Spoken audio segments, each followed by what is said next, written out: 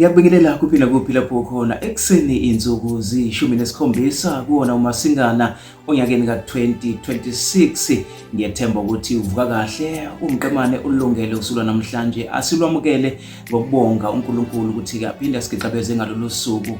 Kuyintokozo simphakamise sithi akekho ofana naye, uyinkosi yamakhosi. Uliqalile usuku ngithi nje sengathi konke ngamahle kakhulu kuwena, uNkulunkulu abe nawe konke ozokwenza namhlanje. Ngiyazi uhlu oluphethe namhlanje linezinto eziningi okufanele ukuthi uzenze. Sengathi ke uNkulunkulu angaba nawe yonke indlela, akunikeze amandla nobuhlakani bokuthi ukwazi wenze ofuna ukwenza namhlanje. Sengathi ke usazophuma ungavikeleka emgwaqeni, ufike la uyakhona, ufike uphephile nasemsebenzini njengoba ngihlale ngisho. Sengathi kuba nesikhathi esihle, unikeza nenhlonipho edingakalayo nosebenzisana nabo ukuze ke umsebenzi uhambe ngendlela ke abaqashi abafuna ngakhona. Noma kuphi la oyakhona namhlanje, ngabe uya enkonzweni, ngabe uya emhlanganweni, noma ke mhlambe uyavakasha nje, sengathi ke uNkulunkulu ngaba nawe akuvole endleleni, ufike la uyakhona, ufike uphephile. Luphethe usuku ukwazile ukuthi wenze obubheke ukuthi ukwenze konke nje kambe kahle kakhulu, ubuyele kahle ekhaya, ufike uphephile. USipho Ndonga lo ongumsizi wokuzimilela la eNingizimu Afrika. Ube nosuku oluhle olubusisekile.